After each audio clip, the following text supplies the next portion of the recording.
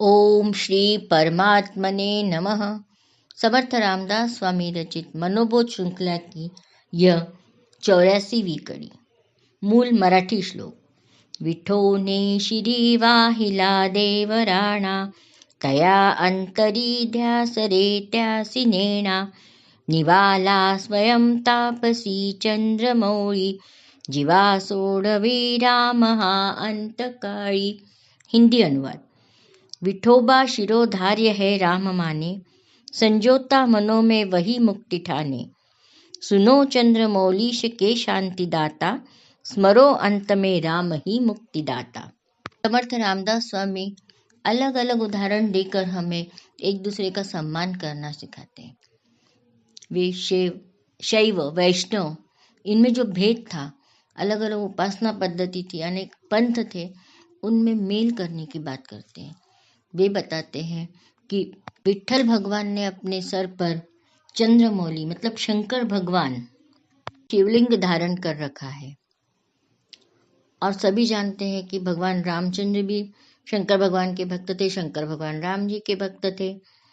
इस संदर्भ में एक कहानी बताई जाती है कि एक व्यापारी संत नरहरि सोनार के पास गए। भगवान के दरबार में भेदभाव नहीं है। वहाँ सुनार, चमार, माली सभी जाति के लोग भक्ति की रचनाएं करते थे, दिल से भगवान की प्रार्थना करते थे। उन्होंने उस सुनार से कहा कि भगवान के लिए कमरबंद बनाना है, विठ्ठल भगवान के लिए। तो उसने कहा, नहीं, मैं तो शंकर भगवान का भक्त हूँ, मैं विठ्ठल भगवान के मंदिर में नहीं जाऊँगा, क्योंकि नाप लेने के लिए, कमरबंद का नाप लेना है तो जाना तो पड़ेगा मूर्ति के पास। तो उन्होंने कहा, ठीक है, आप नहीं जाना चाहते, मूर्ति नहीं देखना चाहते, तो आप आंख में पट्टी बांध लीजिए और चलिए हमारे साथ। व्यापारी के साथ नाप लेने आ गए। उन्होंने आंख में पट्टी भी बांध ली, पर जितने बार भी वो कमर का नाप लेने का प्रयास करते, बार बार उन्हें शिवलिंग का आभास होता।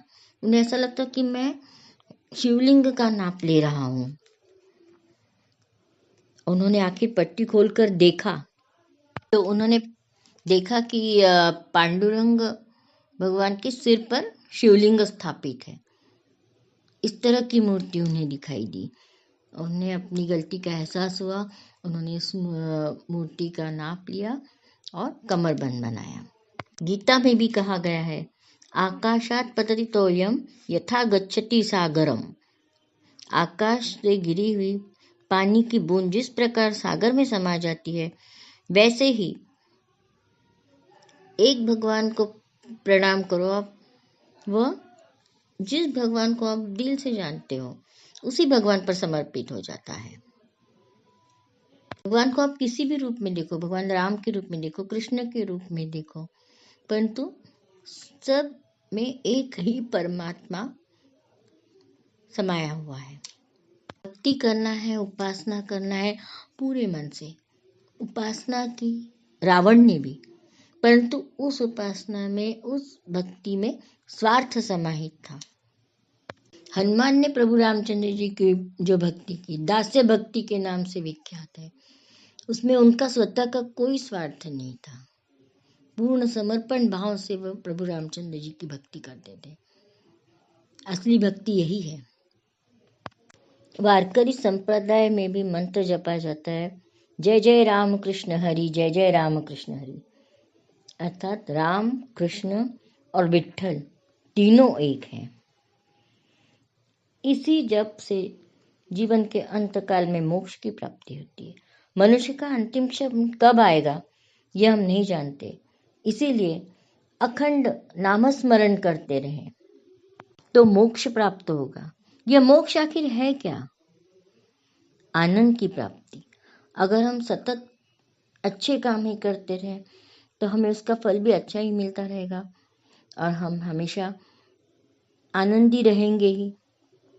अगर कोई चोरी करता है तो उसको ही तो पकड़े जाने का डर रहेगा ना। अगर कोई चोरी ही नहीं करता तो वो क्यों डरे? उसी प्रकार अगर हम अच्छी बातें सोचेंगे, बुरी बातें सोचेंगे ही नहीं, तो हमें पाप लगेगा, हमें नरक मिलेगा, इन सब बातों का हमारे जीवन में स्थान ही नहीं रहेगा। अपना कर्म करना है और फल की चिंता किए बिना सब कुछ प्रभु श्री रामचंद्र जी पर छोड़ देना है। जय जय रघुवीर समर्थ।